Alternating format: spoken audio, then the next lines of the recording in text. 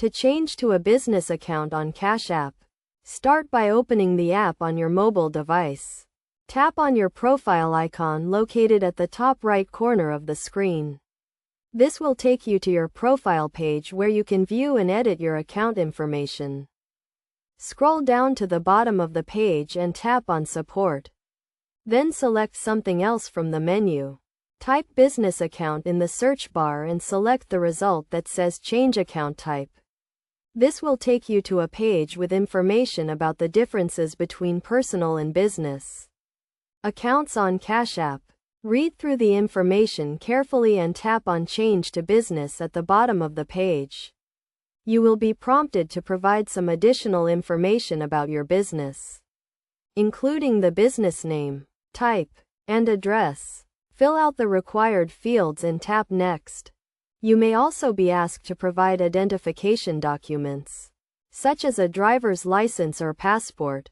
To verify your identity, follow the prompts to upload the required documents. Once you have completed the application process, tap Submit to send your request to Cash App. It may take a few days for Cash App to review and approve your request. You can check the status of your request by going back to the support page and selecting the option to view your request status. Once your business account is approved, you will receive an email notification and you can start using your business account to send and receive payments. It is essential to note that business accounts on Cash App have different features and limits compared to personal accounts. For example, business accounts have higher receiving limits, but may also have fees associated with certain transactions.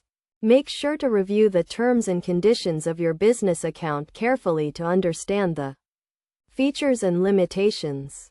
In conclusion, changing to a business account on Cash App is a straightforward process that requires providing some additional information about your business and verifying your identity. By following these steps, you can easily switch to a business account and start using it to manage your business finances.